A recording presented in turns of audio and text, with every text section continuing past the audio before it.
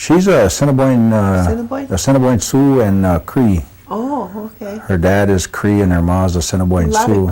Anytime you're ready. Hey, Alan, could you give us your full name and spell it for us, please? My name is Alan R. King, Alan Robert King, A-L-A-N, middle initial R, last name King, K-I-N-G. And where were you born, Alan? Green Bay, And the date of your birth? March 3rd, 1948. And could you give us the name of your mother's parents? Or give me the name of your parents first. My mother's name is Nellie King Johnson. My father I never met. Okay, and could you tell me who Nellie's parents were? The only one I remember is my grandfather, Antoine King. And her mother was Rose Schuyler. Mm-hmm. She married my grandfather. You didn't know Rose? Never met Rose, no. She was passed away when I was born. Did you ever hear who your great-grandparents were? No. No? No. Okay. Did your mother, or your father, how am I going to do this? Well, I guess with your mother, did she ever go to school anywhere, or? I'm assuming she did. I know she was a welder at one time in the shipyards. I remember that. So far as going to school, she was, she probably went to regular school, high school, I guess. But I was never inquired. I never inquired about it. Did you have any brothers and sisters? Half brothers and half sisters. I got one half brother, Anthony Johnson, and 8 sisters. And what were their names? Oh, this is a test. My brother is Anthony. My sisters are, starting at the youngest, Elizabeth, Mary Lynn, Patsy,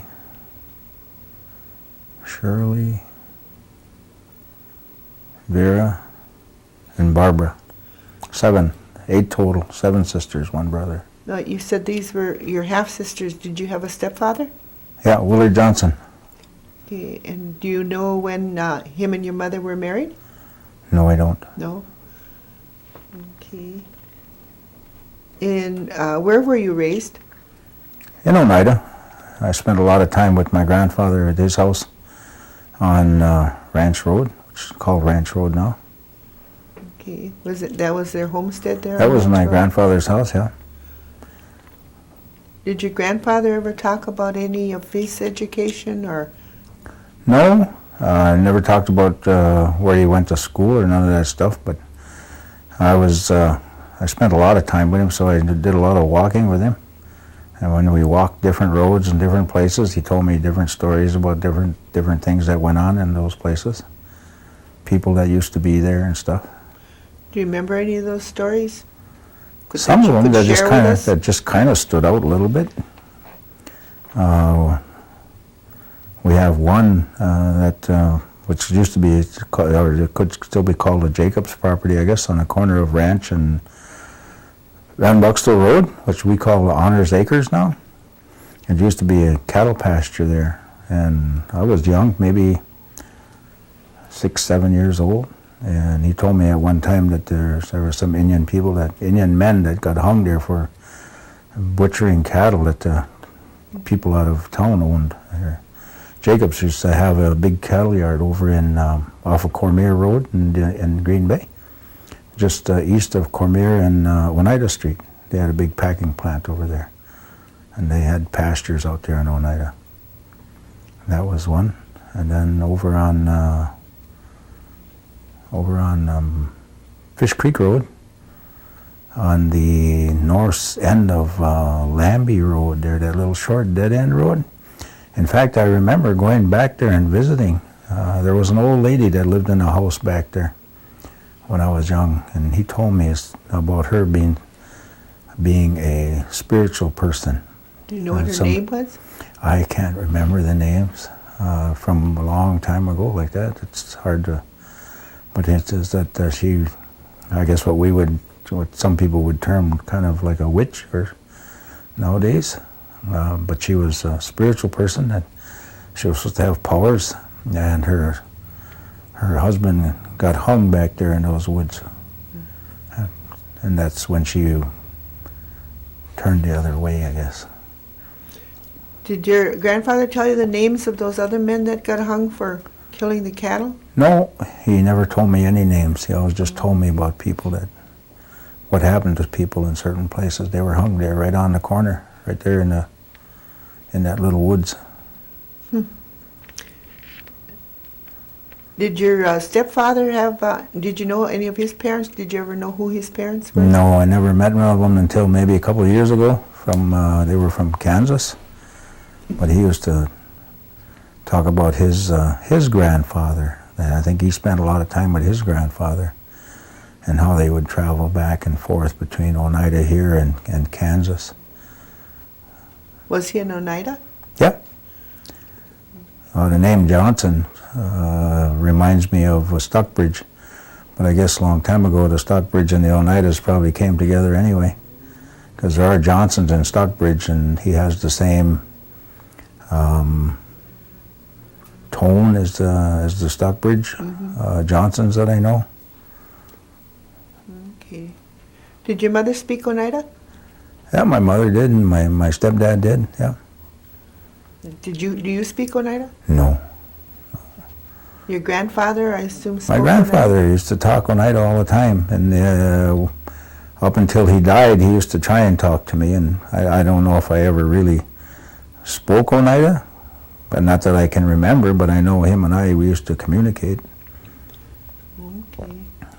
Did you have running water and electricity when you were growing up? Not till I was kind of old. We always had a well and outdoor toilet. We didn't get running water, I think, till maybe early 70s. Did your mother have any brothers and sisters? Yeah. Can you give us their names? Her sister was, holy cow, my mind is starting to go on me too. Rosie. And she was married to a Peters, so her name became Rosie Peters. And then her brothers are John and Dean and Bill, Robert. Those are the ones that I can remember right offhand. Oh, Uncle Jay. Yeah, famous Uncle Jay. Can't forget Jay. No, can't forget him. Yeah. Did you get to spend time with your uncles? A little bit, not like other people would think, like really just hanging out with them or nothing. I think the one I spent the most time was with Uncle John, and then Uncle Jay. As I got older, I spent more time with him. From maybe when I was like 16, stuff like that. He used to go hunting with him and stuff. Are any of them still living? Uncle Robert. Is he the last one left? He's the last one left. Uncle Dean passed away. I think Uncle Bill was the first one to go, and then John. Okay. Where did you live besides your grandfather's house? Oh, I lived with all over the country. I think my first bus ride was when I was probably about 5 years old, all by myself. My mom put me on a bus to go to Davenport, Iowa. My stepdad and my mom had lived there at a time, and that's where Grover Smith lived. And they put me on a bus to go down and stay with him and his wife Doris for a while. I rode that bus all by myself all the way down there.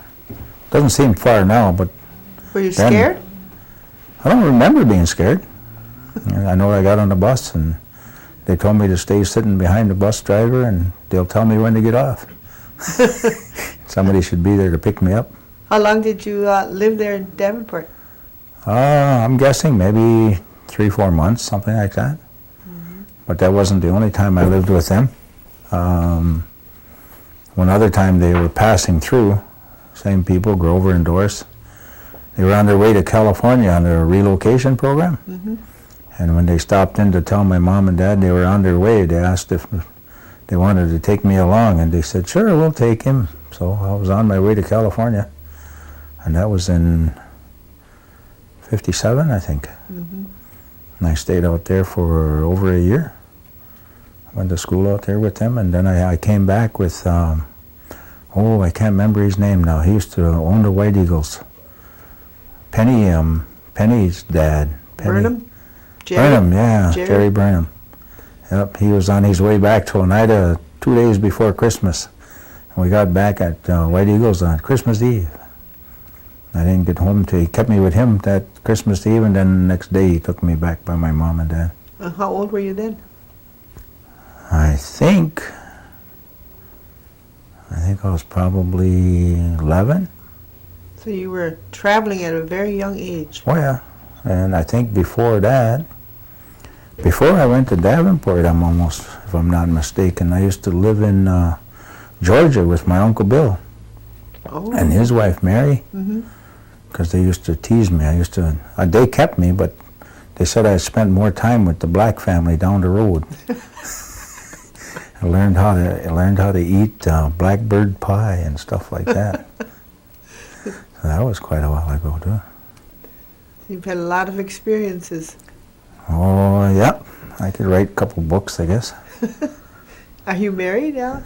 Yeah, I'm married to a woman named Nettie Little Chief.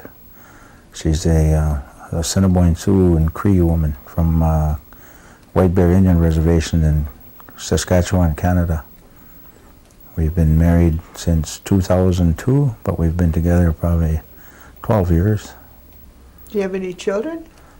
Yeah, I got 3 boys from my first wife. I was Mary Jane Bittman, and they're Bill and Jeff and Alan.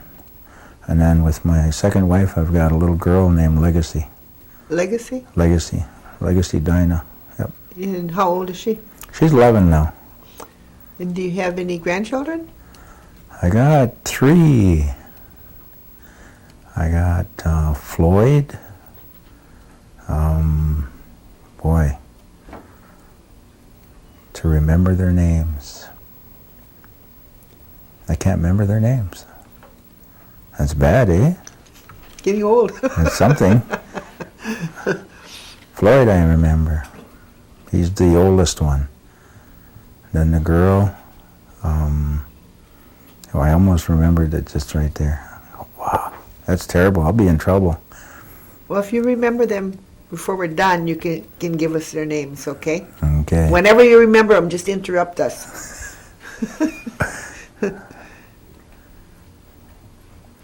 Did your grandfather ever talk about if his family used any kind of herbs for medicines, or your mother maybe? Oh, my grandfather used to use herbal medicine on me. I used to have to help him go get wood to bring up for the stove and stuff, and I used to help him cut it and split it. And one time I was splitting wood, and I did something that you're not supposed to do. I put my foot on the wood I was splitting this way with the axe, and I went down. I went right between my toes and cut my foot open. And he made his own medicine to put on there.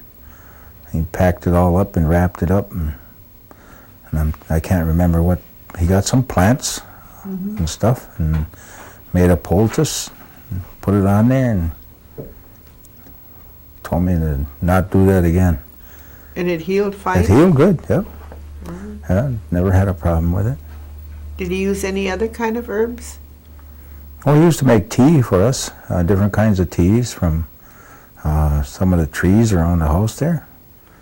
So, like if we had a cold or something like that. But you never knew the names of the trees or the plants? No. He'd be sick and he'd just bring us stuff. Sometimes I wish I would have paid attention. Too late. Yeah. What special things do you remember about your parents and your grandparents? Oh, my grandfather. I think I must have spent a lot of time with my grandfather. How he used to cook for us and stuff, a long time ago. I just guess we didn't have cake mixes and stuff like that, but he used to make bread, And on his bread, he'd sprinkle coffee on there, and then sprinkle a little sugar on top, and he'd tell us that's our cake. That's what we'd have to eat for cake.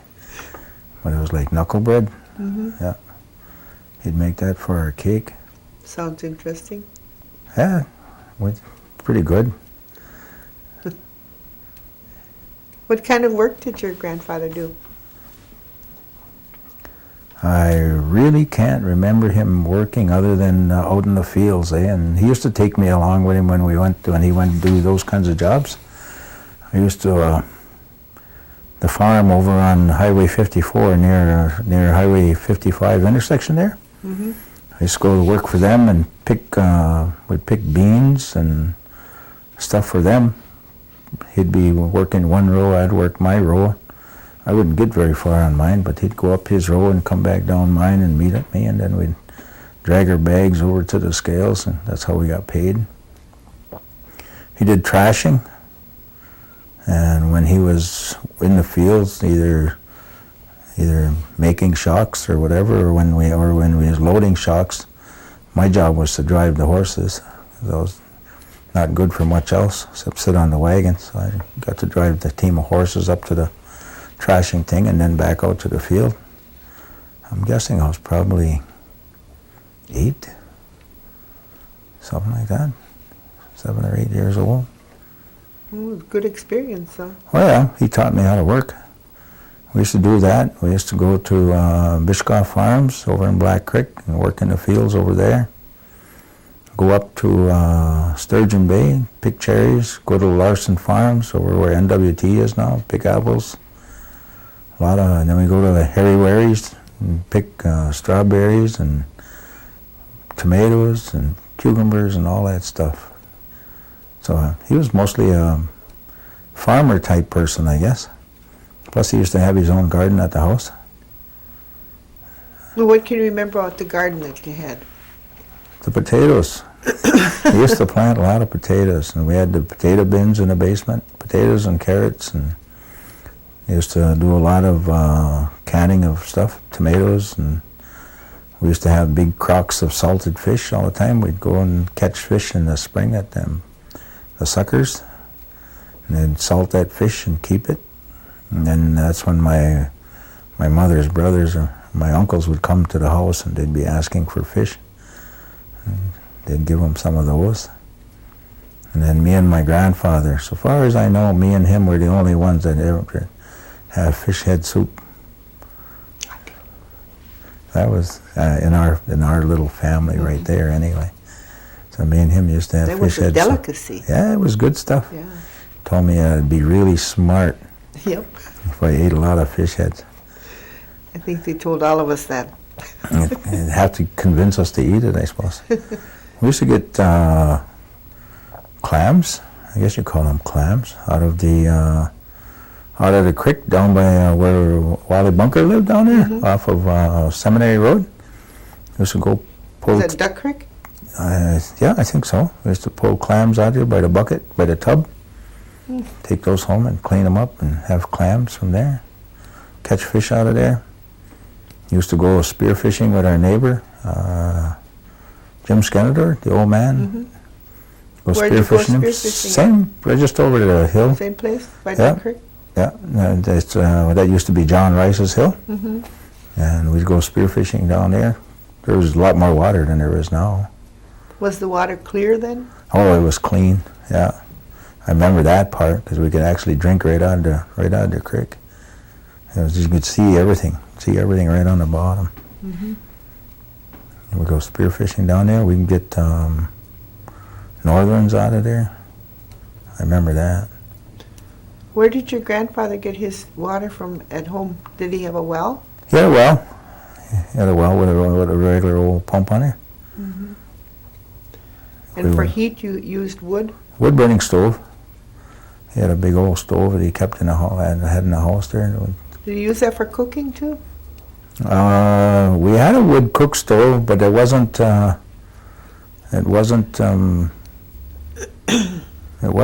the house that I remember it. I know my grandfather had a cook stove, but I can't remember it being in his house. I remember he had a chicken coop that we converted to a place to live. Cleaned out the chicken coop and made that into a house.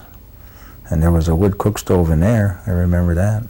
It also provided the heat, so when the fire went out, it got mighty cold in that little house. Okay. Were any of your family ever involved in tribal politics? Not that I can recall.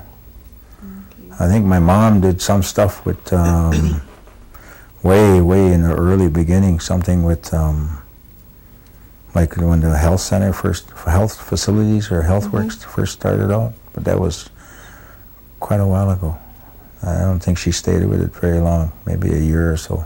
But nobody was ever involved in the tribal government? Not that I remember. Not that I remember. Did your grandfather have any brothers and sisters? I remember brothers, LaFront and I can't remember all of their names. Demon. They were around when I was around. When I was young, I used to travel with them a little bit too. Did they live in Oneida? They lived right by my grandpa's for a while. I can remember them living there, and then also being on their own. I don't remember them ever being married. I don't know if they ever got married. Did he have any sisters? Not that I can recall. No, I never saw any, never talked about any. Even though you didn't know your grandmother, did your mother ever tell you if she had any brothers or sisters? If my grandmother did? Rose, yeah. Yeah, in fact, I think Uncle Jim Schuyler, that was her brother. Her most famous brother, I guess. And I don't know if there was any more. That's the only one I remember is Jim. In fact, I used to have to work with him too. They used to send me to work all the time. Uncle Jim used to move houses, and I worked with him when he moved houses. On one, anyway. I don't know if it was that good. Maybe that's why I only got to work on one. What kind of education did you have, Alan? I graduated from high school, and then I spent a year in tech school and got an apprenticeship through the Ironworkers Union. I belonged to the IBEW, the International Brotherhood of Electrical Workers out of Illinois. I belonged to the Laborers Union, and then I had some college, not very much. Where did you go to grade school at? Oh, Silver Summit, Elm Hill, Chicago Corners, and way on the other side of Steamer, not way on the other side of Steamer, but on the other side of Steamer. I can't remember the name of that school. Did you move around that much that you went No, to that they many just kept schools? changing schools as they closed schools down. Oh. Okay. From Silver Summit, they closed that one down, moved to another one, they closed that one down, then they took us out of Chicago Corners and moved us to one over by Seymour, and then from Seymour, the one on the other side of Seymour, they moved us into Seymour, to the elementary school in Seymour. Oh, you ended up in the elementary Yep. school. Okay. You ever hear anything about the New York land claim? Not way back, no. I remember my grandfather and my parents talking about our 50-cent checks, whatever those were, That came from the federal government? from the government. Did I you ever guess- see your check? No. Too much money, I couldn't handle it, I guess.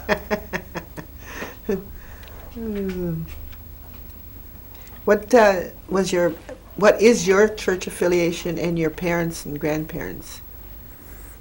My grandfather was Methodist.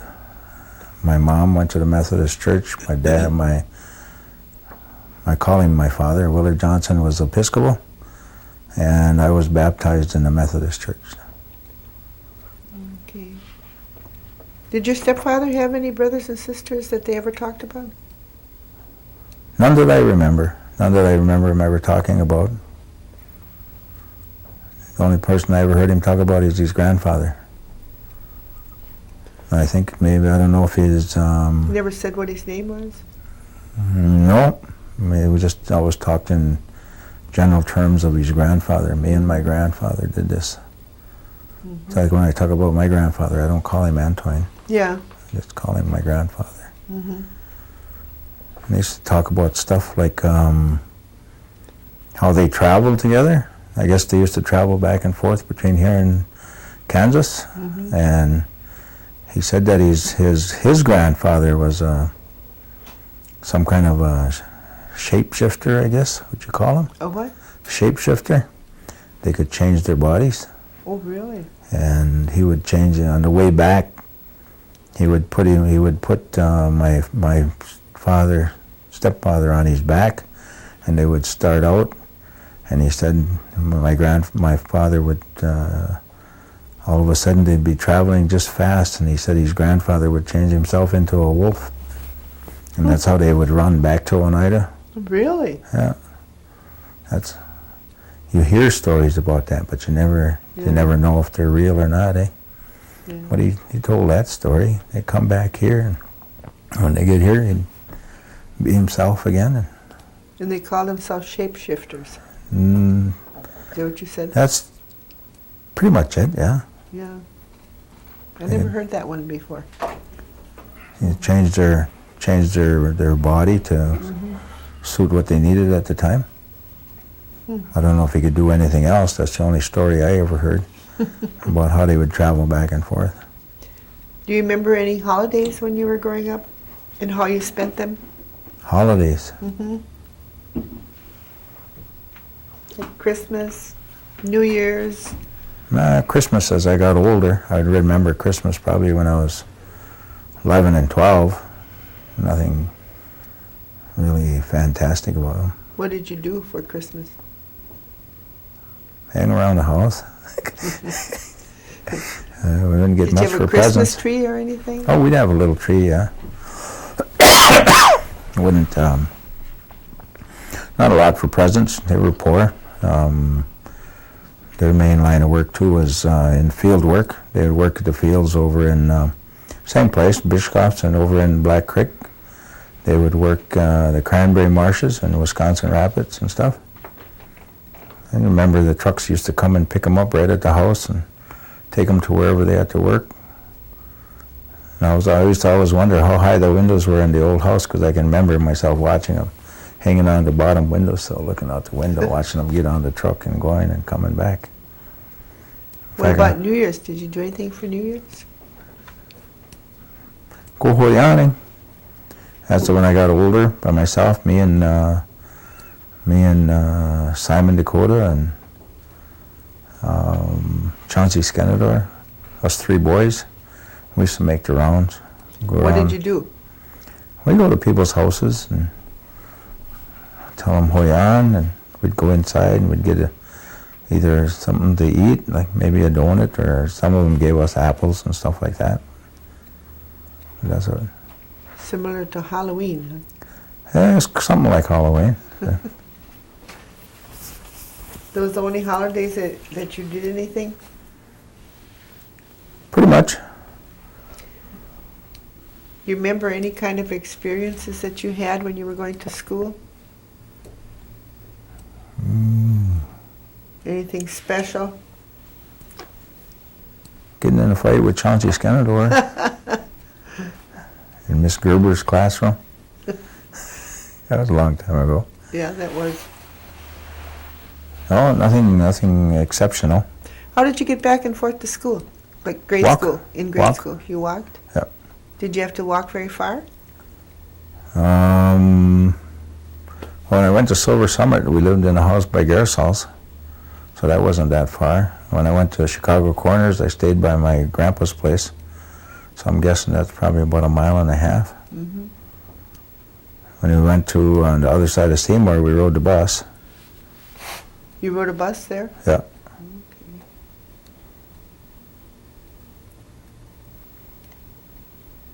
What kind of hobbies do you have? Right now? Yeah, do you have any Yeah, hobbies? I do. I've been involved in amateur boxing since 1974, and I was also, well, I started out as being involved in amateur boxing, and I do boxing now, both amateur and professional promotions. And we've done amateur promotions pretty much all over Wisconsin, plus also in Oneida. And then we do professional promotions, and we've been in every casino in the state of Wisconsin except the Oneida tribes. Otherwise, we've been to Ho Chunk maybe 5 times. We've been to Kashina 3 times. We've been to Lac Courte Oreille and Lac du Flambeau and Stockbridge, Boulder. What's the name of your boxing team? The amateur team was worked with Louis Ascanet, Oh, okay. and that was called the Soaring Eagles Boxing Club. Do they still exist today? Yep, Louis is still the trainer. And during all the years, we took quite a good number of boys from Oneida all over the country. Louisiana, North Carolina, Idaho, Illinois, Detroit. Oneida always had a lot of good boxers, good young men boxers. Do you do anything cultural? I used to. We used to do the regular powwow circuits. Try to pay attention a little bit to the past and try and learn a little bit about what went on. I know the Oneidas is not a powwow tribe, but did that. I went to the Longhouse for a while, and then I quit that. I always find something wrong with everything. I went to church for a while, and I quit that. I went to the Longhouse for a while, and everybody quit that.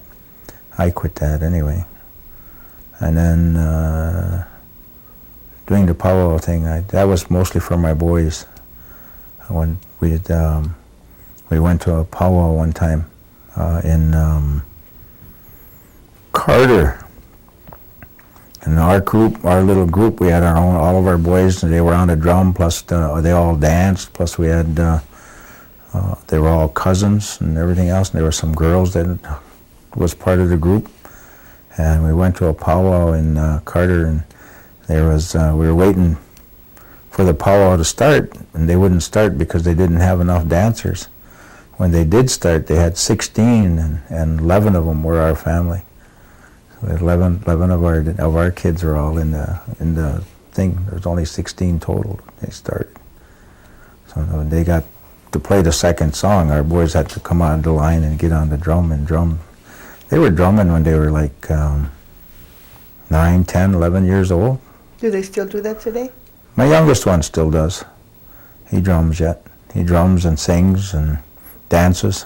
And the family that he's got now, they all travel all over, and he's helped them learn how to do stuff. And they're actually, if you look at the outside Indian world, they're called championship dancers. They go all over the place. They dance for big prizes. Oh, okay. What kind of games did you play when you were a youngster? Oh, I can't remember the names of them. I can't. We used to play winter games. I know that, in the snow, make circles in the snow. Mm-hmm.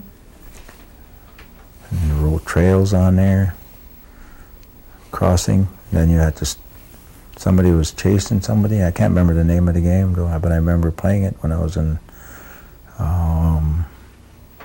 second grade, third grade, something like that. I think we called it pie. I don't know what you called it. The word goose used. I thought it was fox and goose or something like that. Yeah, I think that's what that other lady said, fox and goose. Were you ever in the military? No. No? What kind of work do you do, Alan? I got in trouble one time when the people at the border in Canada asked me, says, "What do you do for a living?" I said, "I do anything I want." They said, "We want to know what you exactly do. Are you retired? Are you a carpenter? Are you this?" I said, "No." I said, "I just do whatever I want when I want to do it." And I said, and so they took me inside and started questioning me. But basically, that's how I live. When If I want to do something, I can do it. I've been a highway contractor. I was a highway contractor for a number of years. And I was a general contractor for a number of years, did fairly good sized projects. My best year doing highway contracting, I had 15 contracts all the way from Duluth, Minnesota, all the way down to Lake Geneva. We did sidewalks, curb and gutter, trucking, and we did a lot of ironwork, steel work, putting in roads and stuff. And then as a general contractor, I did a lot of work for the state of Wisconsin, working in their buildings system. We did fish hatcheries and ranger stations and work out at the university, not up here, but in Madison. Mm-hmm. We did work at the university there, built some projects for the tribe, did a convenience store on E&EE, did the first addition to the bingo hall out here, the IMAC, Irene Moore Activity Center. And we did all the foundation work and all the steel stud and drywall on the Radisson Hotel. Mm. Had a drywall company. I had a salvage company, junkyard. Ran 2 gaming companies, actually 3. One was Indian Entertainment Systems. One was Yellowhammer. I started that one, but I let Jerry M. Hill act as the president, which was not a good decision to make. And then I did Indian Entertainment Systems, me and Craig Cottrell. We did that one, and we did contracts pretty much all over the country. And then we opened all the casinos, and not all of them, except for the one up way up north. We did Lac Vieux Desert, Hannahville, Sault Ste. Marie, St. Ignace, and Mount Pleasant. Put all the slot machines in all those casinos. And we actually went to Canada, and that's how I met my wife. We opened the very first Indian casino on an Indian reservation in all of Canada, the very first one. And then the Canadian government said it was against the law, and we disagreed. So I ended up in court for a year and a half defending myself. I was looking at 15 years in prison for that one. But in the end, we were found not guilty, because when we drafted, we did the acts and ordinances and everything else, we did them according to their 3 treaties and the Indian Act of Canada. So I was found not guilty. But in Canada, you can, the Canadian government can actually appeal your not guilty verdicts. It ain't like here, once you're not guilty, you're done. Mm-hmm. Up there, if you're not guilty, they can appeal your not guilty verdict. So we had Royal Canadian Mounted Police actually came to Oneida, served me with some paperwork to go back to Canada. I had to make a deal with the Canadian government not to be involved in gaming in Canada, and I could get away with being convicted of what they call it, a misdemeanor, keeping a common gaming house, meaning I controlled the building that the gambling happened in. And then I was found guilty of that. And then I was sentenced to 6 months probation, and at the end of the 6 months probation, I was given an absolute pardon so that it wouldn't be on my record. But it did a lot for the Canadian people, because they've got 5 operating. They're going to open 2 more. Check casinos? Casinos, all in Saskatchewan. The Canadian Indian tribes actually control their own casinos. They have their own Saskatchewan Indian Gaming Authority. It's made up of all the tribes, and all the tribes in Saskatchewan share in all the revenue from them, from all of the casinos. So it ain't like one Indian tribe owns one casino. It's all the tribes share in all the revenues, yeah. And in fact, just last month, my wife Nettie was given an honor at Grand Chiefs Council, which is the chiefs of all the bands in Saskatchewan gave her and I think 5 or 6 other people recognition for being involved when the Canadian government raided up there, because that was a big thing then. There was 250 armed RCMP officers raided a little casino, maybe about 4 times the size of this room. And they had them laying on the floor with automatic weapons at their heads, and they had helicopters and dog teams and blocked off all the roads, all kinds of good stuff they did. Was that when they made them close then? They made them they were closed for maybe 3 months, and then they opened back up again, because while I was on trial, they were negotiating. I think they were closed maybe 6 months, because while we were on trial, then it gave the Indian tribes an opportunity to negotiate. So when they were, all the time that we were on trial, they were negotiating, and after I was found, part of why I got away with such a light thing is because towards the end, after the negotiations were all over, they made a deal that I would be part of the settlement, that they would just give me a small conviction and let me go, because they'd already come to an agreement that they would allow casinos with the tribes.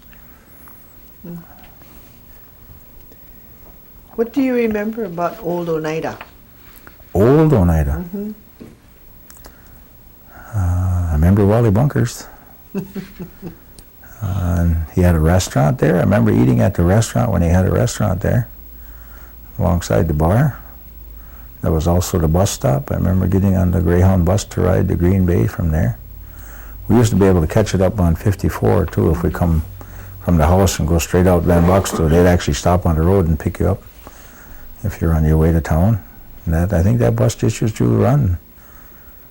I think that was Hiddle's bus lines. I think it ran just from Seymour to Green Bay, if I'm not mistaken. We used to ride that. I remember old Bob Appleton, when he started a little bitty gas station. I don't remember Mel Coonan so much. I remember the drive-in in Oneida that Bob Appleton's wife, June, had. I remember that. And some people reminded me, but I can't remember it. There used to be a dance hall right in Oneida, someplace there. I couldn't remember it, but people were telling me that I was there. But I must have been really, really, really, really small. But like that, maybe. Because I can't remember that at all. But that... Do you remember any of the names of the streets? No. No? Never paid... Like even today, I don't pay attention to street names. You didn't know South Park Avenue? I knew South Park Avenue. Yeah. But that's the only one. That was after I got older, maybe 14, 15. What does it mean to you to be an elder? An elder? I don't think I'm old yet. That's why I was like, they want to talk to me? I said, I'm not even old yet. You don't have to be old to be an elder. Some people say that. I don't think I know enough to be an elder yet. I think it's a part of being old is knowing a lot of stuff that you can teach other people. And if somebody pays attention to you, then I think you're starting to get there. You have something intelligent to say to people. Yeah. I don't think I'm really there yet. Have you seen a lot of changes in Oneida Oh, through the years? yeah. If you're talking about structural changes and Any governmental kind of changes, changes, oh yeah, lots of changes. What do you The see? stores that don't operate anymore, buildings that ain't where they used to be, houses that ain't where they used to be, got torn down. Like I think it was the Burnett's used to have a house over on Seminary Road across from right around where Sonny King's house is. I think there was a house on that side. That's where the Burnett's used to live. I remember that. And every house that Simon Dakota ever lived in got tore down after they moved out. I remember that. There's a lot of old houses where people lived that don't exist anymore.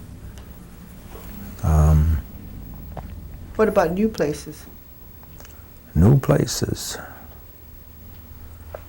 Mostly our tribal buildings, I think, are pretty much all the new ones that I can think about in Oneida. And the Little Bear Center, and the new school, the new stores that the tribe themselves has built, which is a good thing. Provides jobs. Don't always agree with everything, but they're generally for the benefit of the community. Do you think the Oneida gaming has been beneficial to the Oneida people? I think it's allowed people that actually want to work, have a job. I don't think there's any Oneida that if they really wanted to work in that industry, that would be without a job. And then just depends on what they want to do. If they want to be in gaming, I think gaming sometimes is a gaming business. It pays good money, but you don't actually have a chance to expand your education. If you're going to be a cashier, you're just pretty much a cashier, and maybe they're happy doing that. I would probably have liked to see people to be given an opportunity to become more educated. When I was graduating high school, I was given an opportunity by the state of Wisconsin to get a scholarship for as many years as I wanted to go to school. And they would pay for all my education, and they would pay for my room and board. Go to any state university I wanted to learn anything, go into anything I wanted to be. But I turned it down, which was one of my dumbest things I ever did. But the reason I turned it down is because at that time, it's a lot of people in the surrounding communities where we'd go to school, they didn't encourage Indian people to go to school, go to college, to become smarter. They said, go to trades, take these classes because they're easy. We know that that you're not going to be going out to be a business person or a lawyer or a doctor and all that stuff. And they kind of ingrained that in me that I wouldn't have the ability to do that, be smart enough to do it. So I turned it down. And I consider that one of my biggest mistakes in life. Yeah. I said, just think, if I'd actually went to college, I'd be twice as dangerous as I am now. You consider yourself dangerous today? Somewhat. I do things, I know things, I'm not afraid of taking chances, taking opportunities, pushing, not afraid to push, not afraid to be confrontational when it's necessary. What do you know about the New York or Oneida, Oneidas in Canada? What do you know about them? Anything? Not much. I visited Oneida, New York, Oneida, Canada once. Met a few people, and that was basically it, and never went back. What about New York? Did you ever meet any? Never been to Oneidas New over York. there? No. Never been to New York. Never been to New York? They say there's somebody over there that looks like me, though. They say we all have a twin somewhere. Yeah. What do you think about the New York land claim? That's, I would like to see the land myself. I'd like to have seen us take the land. Because the land gives us more power than money. I mean, money will give us more money, but what do we do with the money? We spend it. We can't take it with us. It don't last. If we had the land would always be there. We could never lose it. And it would always be a part of not only what we are, but what our kids can be, our grandchildren can be. And they'd always have that. If the casino went away or everything else went away, we wouldn't have any more money. And that's what you're doing, is you're paying us off with money. And that's not real. It'll go away. It can go away. Whereas if we took the land, it would never go away. Mm-hmm. What do you think about the education program that the Oneidas have in Wisconsin? The higher ed department? Yeah, the education department, the what the education department is doing for the Oneidas today. The one I think about most, I guess, in education is the higher education department, where they allowed you to go to college and stuff. That's the one. I think that's beneficial. I took advantage of it when I went to college for a while. It makes it easier for us to be able to get into school and be able to become educated.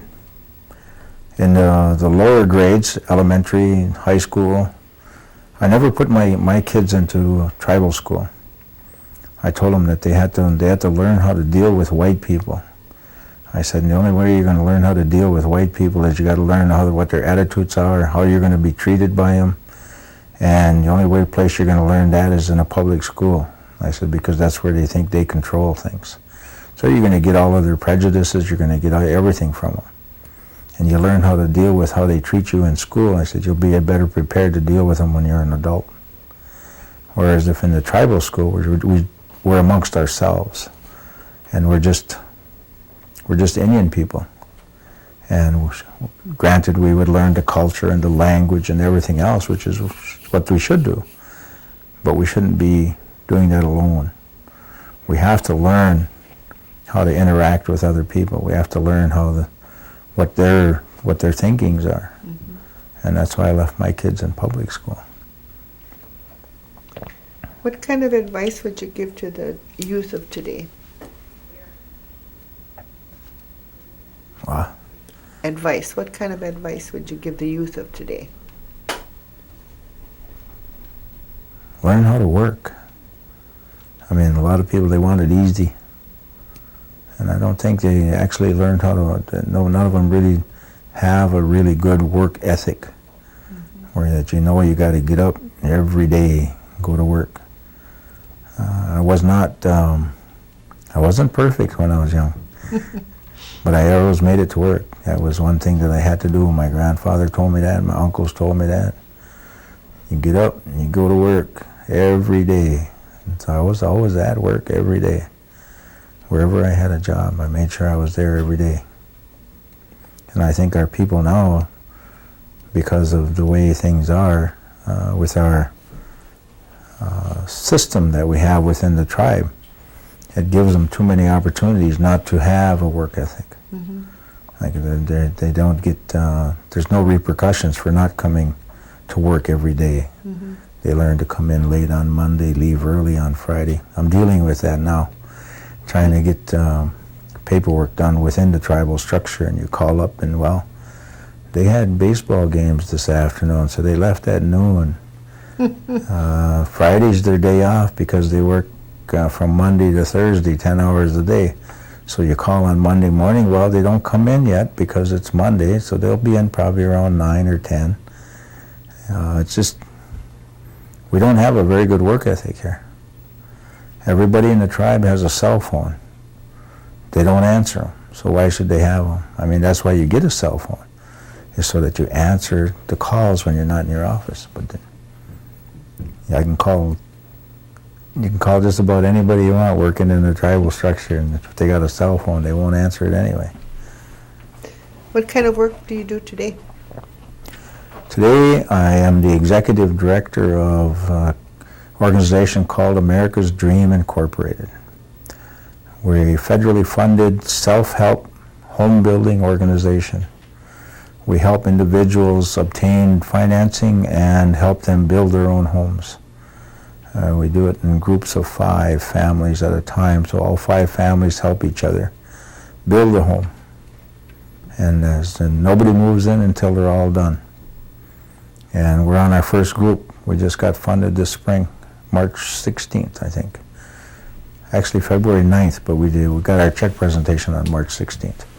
But it's a nice little way of helping people.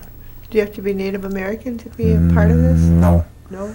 Because it's federally funded, we operate in all of Outagamie County and all of Brown County, and we can serve anybody that applies to our office.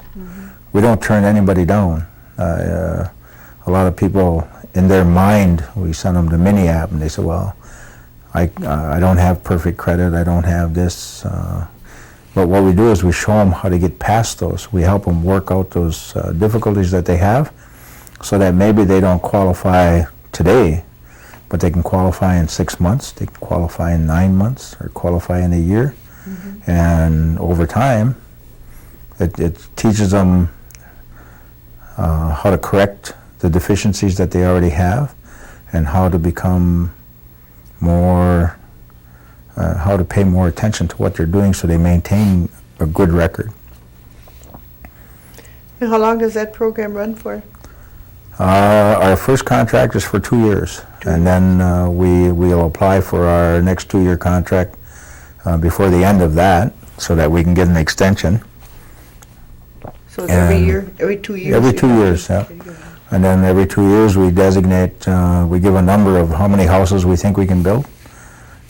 This first time we're starting with 20, and we've already kind of made plans to expand to Oconto County and Shawano County in the second 2 years, and maybe not change the number of houses, just expand the counties, so that we can pick up more clients, and just so there's just more people eligible to participate. Do you think that the Oneida tribe does enough for its elders?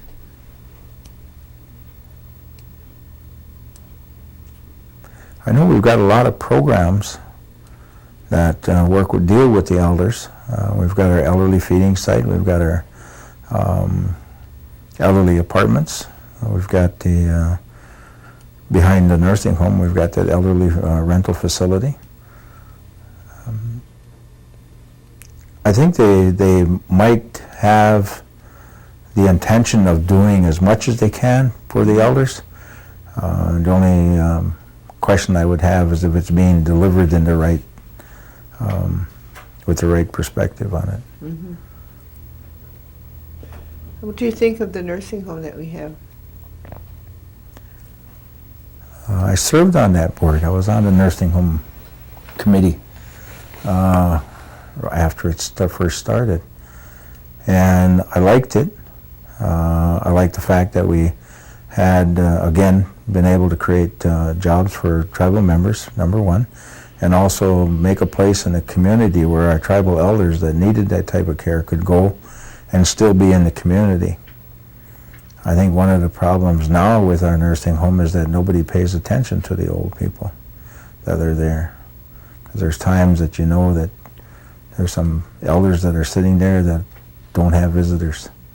And I can't say that I'm one of those. I know that happens, but I don't myself, again, go visit them either. So I can't say that I can be part of the how to fix it, but I think we need to, within the tribe, work on something to get our youth and our elders together so that they can both learn. It serves the elders good to have the youth by them so that they're reminded that things are going to go on. And it does our youth good to work with the elders so that they learn about what was and where they came from and what they can be. Do you think that the language will ever come back to the Oneidas? We'll have an Oneida language, but I don't think it will be the Oneida language. Just like the English language, it turns to slang. Inflections in the words change exactly how you pronounce them. So yeah, we'll have a language, and I think it might come back to a certain point. I don't know if we'll have 100% participation unless we make it a requirement of being able to participate in something. Like the Tama tribe, they do all of their council meetings in the language, and it was an experience when I attended their council meetings, because you don't know if they're talking about you or not when you're sitting there, because they're chief and council. They all sit there and they talk. Oneida used to be that way. They speak their language. It would have been nice if we could have kept that up. I mean, that in itself, to make people that are dealing with our government to understand their own culture a little bit better. And I think it would have been better to preserve our language even. because everybody would have concentrated on it at home. Because if you want to be this, and if you want to do that, and if you want to participate, you have to know the language. And then the families would have perpetuated our language, rather than us going to learn from somebody that had learned from somebody so that they could teach us. And that's where the language changes, is in the continual translation of not someone that actually knows or was aware of what the language was, but is what they were taught of what the language is supposed to be. So that's what's going to change us. Did we forget anything? No, not that I know of. Good job. Okay, well, I want to thank you. Do you want to add anything more?